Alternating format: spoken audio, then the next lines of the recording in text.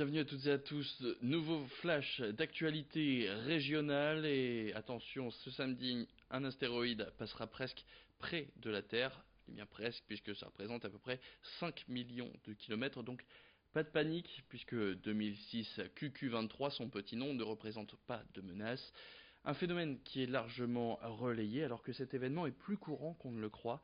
Il passerait une demi-douzaine d'astéroïdes à cette distance de la Terre chaque année. Il est en fait beaucoup plus rare qu'un astéroïde de cette taille pénètre dans l'atmosphère terrestre. Ces débris rocheux peuvent tout de même faire des dégâts, comme par exemple en Sibérie, mais c'était en 1908. Alors si vous voulez voir 2006 QQ23, eh bien il faudra vous équiper. Ce débris rocheux ne sera pas visible à l'œil nu. Son passage est donc réservé aux astronomes bien équipés. André Amossé, chargé de médiation scientifique au Forum départemental des sciences de Villeneuve-d'Ascq, nous éclaire sur la nécessité d'observer ces fameux astéroïdes. C'est au micro d'Idil Gunay. Du point de vue astronomique, c'est vrai qu'il va passer très proche de la Terre. Du point de vue humain, ça se passe quand même à 5 millions de kilomètres de là, c'est-à-dire qu'on est quasiment 10 fois plus éloigné que la distance Terre-Lune. Il y en a sans doute qui passent proche de la Terre et qu'on détecte au dernier moment. C'est ce qui s'est passé le mois dernier, au mois de juillet. On en avait déjà détecté un comme ça. Celui-là, on le connaît bien, il est suivi, il a une trajectoire déterminée. On savait qu'il allait passer là. Et ce genre d'astéroïde, c'est assez fréquent qu'il en passe proche de la Terre. Et d'ailleurs, le fait de le suivre là permettra d'encore mieux connaître sa trajectoire et son hypothétique retour dans quelques temps, où on affinera encore mieux sa trajectoire et à un prochain passage, on saura s'il sera plus proche ou plus éloigné. Il y a quelque chose de beaucoup plus visible, notamment quand vous prenez l'A25 à Los, près de Lille. Les ruines de l'ancienne prison de Los, l'édifice a été détruit début 2017 et il y a quelques mois, eh bien, le ministère de la Justice a annoncé la construction d'un nouveau centre pénitentiaire sur ce site. Ici, ce seront 720 places en plus d'une structure d'accompagnement vers la sortie de 120 places supplémentaires.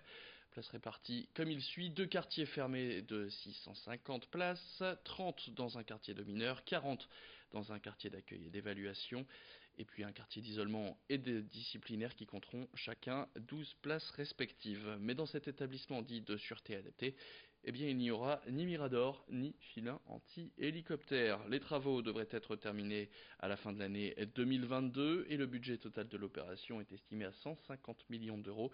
Écoutez, Benoît Normand, il est secrétaire général UFA PUNSA Justice Centre Pénitentiaire Lille-Sequedin, au micro de Lucille Berthe-Constant.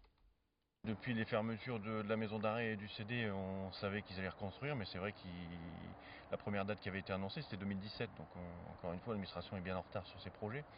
Mais ça peut être une bonne chose au niveau des créations d'établissements pénitentiaires, ça peut être une bonne chose pour nous. C'est toujours la problématique de base, c'est que nous on est toujours contents d'avoir des nouveaux établissements, mais il faudra encore que derrière les moyens humains et matériels suivent. Et comme on n'est pas du tout consulté jusque-là sur le projet, on a toujours un peu d'inquiétude. La maison d'arrêt de Sequedin a déjà des problématiques d'effectifs, que ce soit au niveau surveillant, au niveau premier surveillant, au niveau officier, ça vient de se régler parce qu'on vient d'en avoir, mais bon, c'est vrai qu'on a toujours des problèmes de personnel. Donc, On revient maintenant sur le conflit entre la ville de Marcq-en-Barœul et les bus de la MEL qui se poursuit. Ilévia, le service de la métropole lilloise, a procédé à des changements sur son réseau de bus. Au cœur de la discorde, la ligne 12, elle a été modifiée tout comme son arrêt de régulation. Des modifications qui ont rendu dangereux notamment l'arrêt piscine. Les bus sont contraints de stationner en plein milieu du carrefour, laissant les enfants descendre à cet endroit pas forcément conçu pour. La ville de Marcq a demandé à remettre l'arrêt de régulation comme il l'était quelques mois plus tôt, mais pas de réponse positive de la part d'Ilévia. Du coup, la ville a décidé de mettre en place des navettes gratuites afin de compléter l'offre existante qui ne satisfait pas du tout le maire Bernard Gérard. Une solution annoncée comme provisoire qui sera financée par le budget de la ville. Présentation de ce système de remplacement au micro de Yasmine Ziad. Nous avons mis en place un service de navette qui va commencer le 16 août prochain, qui reprendra l'itinéraire de la 12 en grande partie, avec des navettes qui ramèneront les personnes, les usagers, vers les lignes de transport qui sont donc à la périphérie de notre ville, que ce soit le tramway ou que ce soit maintenant l'arrêt de régulation qu'ils ont mis, je l'espère le plus provisoirement possible, à la Madeleine. Il sera entièrement gratuit, il sera également accompagné d'un service de transport pour les personnes à mobilité réduite qui pourront appeler un numéro qui sera dédié à cela et que l'on ira chercher soit sur les arrêts qui sont prévus, soit à leur domicile pour les transporter vers les stations Ilevia existantes. Et puis on termine avec cette idée sortie pour découvrir ou redécouvrir le carillon, ce patrimoine musical très présent par chez nous. Pour sa 19e édition, le festival du carillon en Flandre revient notamment dans le Dunkerquois avec, comme chaque année, des visites de beffroi qui abritent ses instruments géants et ses nombreuses cloches, mais aussi et surtout des concerts à chaque jour, sa musique. 11 carillonneurs seront présents pour l'événement qui dure depuis le jeudi 15 août, le jeudi prochain, jusqu'au samedi 7 septembre. Des concerts qui seront donnés notamment donc dans le Dunkerquois. On en compte 7 beffrois entre Bailleul, Berck ou encore Capelle-la-Grande.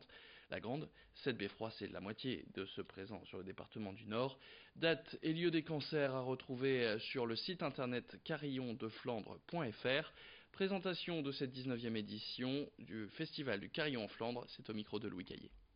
Dans chaque concert, j'essaie de demander à chaque intervenant qu'il y ait qui est à la fois de la musique écrite pour carillon, bien sûr, puisque c'est un peu l'objet, mais aussi des transcriptions d'œuvres connues ou des œuvres populaires. Tout à l'heure, on entendait une œuvre de Brassens ou de... Enfin, vous voyez, de manière aussi que ça ne soit pas trop rébarbatif. Quand on vient écouter le carillon, c'est aussi la fête. Donc, on doit pouvoir entendre des choses peut-être nouvelles, mais aussi... reconnaître des choses que l'on connaît.